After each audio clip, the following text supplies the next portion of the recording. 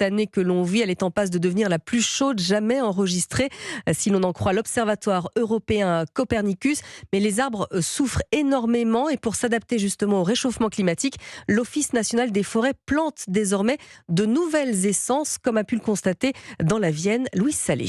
On est dans la parcelle du coup 85. Des chênes tout juste plantés grandissent au travers de grillages en plastique à l'ombre de grands pins. Guillaume Labarre est responsable ONF dans la Vienne. On a du chêne pubescent, donc, qui est une espèce méridionale, donc adaptée à des étés plus chauds, plus secs. Et on a aussi planté du pin laricio. Et le fait d'avoir au moins 2 essences, ça nous permet de nous rabattre sur une essence quand on en a une qui a des problèmes sanitaires ou des stress hydriques dus à des étés chauds et secs. Quelques hectares plus loin, c'est un autre modèle de forêt qui est testé. Des arbres centenaires côtoient de très jeunes pousses. Dans des conditions de lumière assez importantes, justement parce que cette arrivée de lumière va profiter notamment à ces petites taches de semis, en fait, ces petits arbres. Il faut que la forêt de demain soit la plus diversifiée possible. Albert Maillet, directeur des forêts. Plus vous avez dans votre boîte à outils, dans votre palette, des solutions variées, plus la probabilité de trouver une bonne réponse dans votre palette augmente. L'argent de la planification doit servir à accélérer la production de graines dans les pépinières et planter près d'1 milliard d'arbres d'ici 2030. La spécialiste environnement d'Europe 1, Louise